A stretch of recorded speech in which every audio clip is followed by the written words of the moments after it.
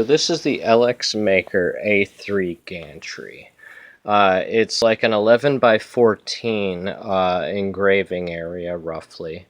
And when you first purchase this, I purchased a bare gantry without the diode because I saw that I could purchase a better diode and a better driver for the money.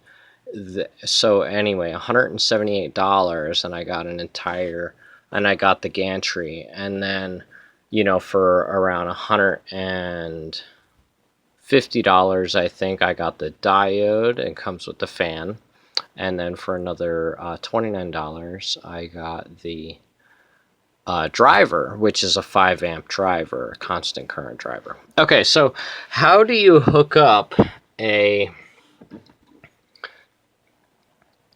custom driver and diode to the factory gantries? Now you'll notice you've got a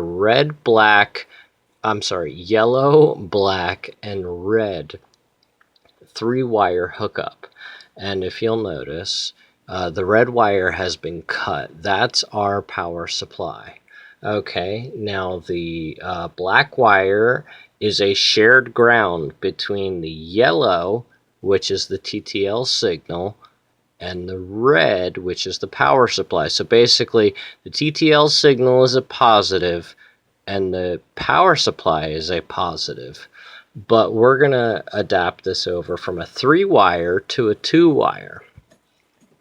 So what we have here is a 5 amp constant current. This is the latest board that the eBay seller Barnett Unlimited has available. Now I've done some custom mods to it, like the fan here, the fan on the diode, as well as the secondary diode cooling fan and subsequent heat shielding, but that's another story. So anyway, we're going to talk about hooking up this diode. So you've got your TTL signal here and your black positive. So when you run it to the board, all you really need to worry about is your TTL and black wire. You don't need to worry about the red wire. Now this red wire is for powering a 2.5 watt diode or less. Since this is a 6 to 7 watt diode, we don't need to worry about that. So I snip that wire, and we won't be overdriving the board. Because if you try to power a 6 or 7 watt diode with that, I'm just assuming that you're going to burn out the board. So anyway, you swap this over from a 3-wire to a 2-wire. So you've got your common ground here, and which is black, and your yellow, which is your TTL signal, and that goes to the board very simply. Okay, so that's how you connect. And then of course, here's like coming off of my power supply.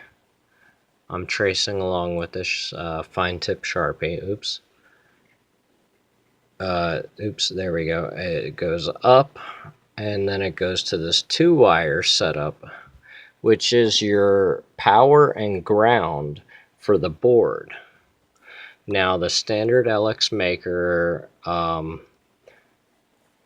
board has its own power supply now, and that's coming off of there. And then the driver itself now has its own power supply with a power and ground. So that's how you connect that, and I've soldered and shrink wrapped all of this.